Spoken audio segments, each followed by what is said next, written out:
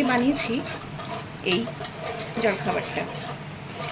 Half cup measurement কাপের half cup সুজি নিয়েছিলাম, তারও হাফ কাপ টক দই নিয়েছিলাম, দিয়ে ওটা অল্প অল্প করে জল দিয়ে ব্যাটারটা তৈরি করে 10 মিনিট ঢাকা দিয়ে রেস্টে রেখেছিলাম। এরপর এর মধ্যে দিয়ে দিয়েছি পেঁয়াজ কুচি, টমেটো কুচি, লঙ্কা কুচি, আর মশলার মধ্যে দিয়েছি নুন, একটু গরম মশলা গুঁড়ো, আর একটু কাশ্মীরি লঙ্কার গুঁড়ো। তো তার সবটাকে ভালোভাবে মিশিয়ে নিয়ে এটা আমি ঘিয়ে ভাজছি, কিন্তু তোমরা শরীর বুঝে সাদা তেলেও ভাজতে পারো, এটা কিন্তু বলে দিচ্ছি। এইভাবে ব্যাটারটা 1.5 হাতা দিলাম, গ্যাসের ফ্লেম মিডিয়ামে রাখবে।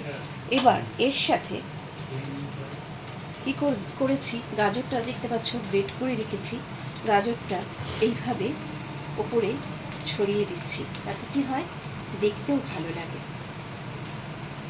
তার সাথে আর কাঁচা লঙ্কা কুচি আগেও দিয়েছি, আর গাজর যেহেতু রেড, তো তার সাথে একটু কাঁচা লঙ্কা দিলে গার্নিশিং করলে জিনিসটা দেখতে ভালো লাগে।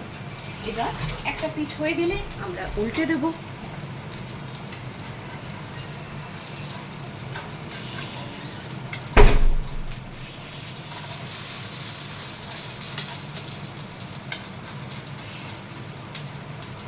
তাহলেই রেডি টেস্টি হেলদি ব্রেকফাস্ট।